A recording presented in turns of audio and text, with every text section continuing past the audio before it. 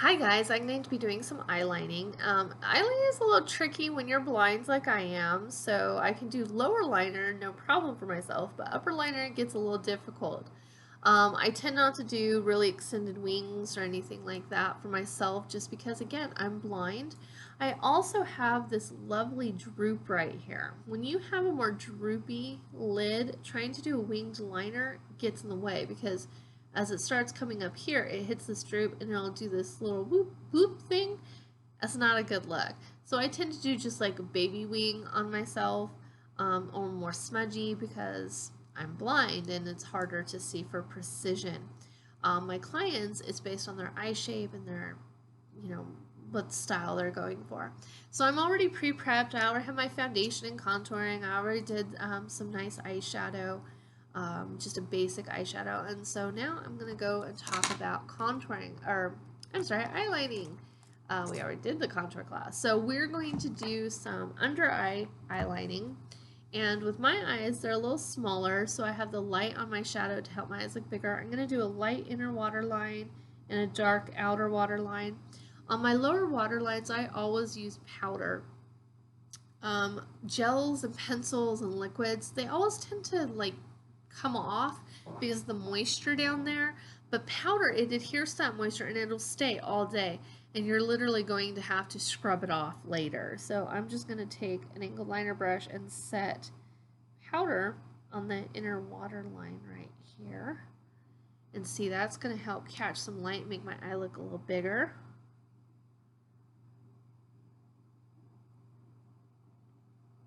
Ooh. It does kind of feel like you're putting dirt in your eyes, so I will warn you of that.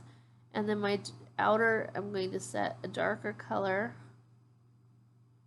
right here.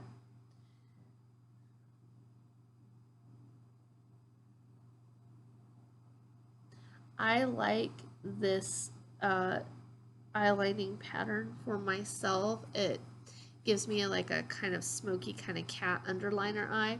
So it's not a must do for everyone. Everything you ever see me demo, it's a person by person. If your client doesn't want it or you don't like it, don't do it. These are not hard and fast rules on everything. Some things are, some things aren't. Most things, it's take your face, analyze it, and use the patterns that work best for you. So I'm going to take a little bit of shadow, do a little smudging. I make weird faces.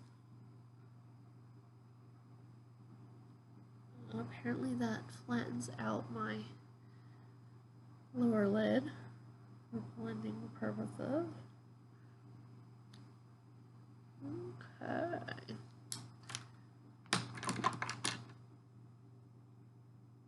Alright, and that's my underliner, like that. Now for my upper liner, and this is where it's going to get tricky. I'm going to try to do a little bit of a winged gel liner, which is difficult when you are blind. My preferred is the Maybelline gel liner. It works amazing. I use it in my kit and at home. And I like the Krylon angled brushes. And so I'm not going to come out here to do my liner. I want to come in just a little bit and then set my angle. I assure you it's easier to do on other people than it is on myself because I have my glasses on with other people. And then I'm just going to work it in along my lash line and disappear. And set a little bit. Ooh, I don't know how people do this daily. Well, maybe they're not blind daily, would be the prior preference. I literally cannot tell if this is a sharp wing or a messy one at this point. So you guys are just gonna have to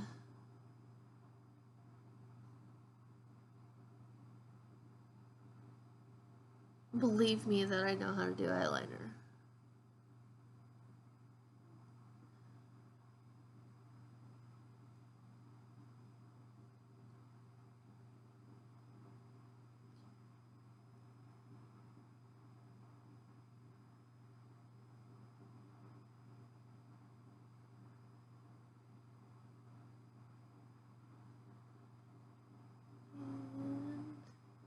the key to really good liner on anyone is you want to go thin to thick. It helps lengthen the eye and lengthen it. If you do the same thickness all the way across, it will shrink and round your eye. So if you're trying to add size and length, you're gonna want to try to go thin to thick. Alright, not too shabby for blind. Any questions about eyeliner, drop a comment below and I'll get right back to you. Any videos you want to see, let me know and I will do what I can. Talk to you guys soon.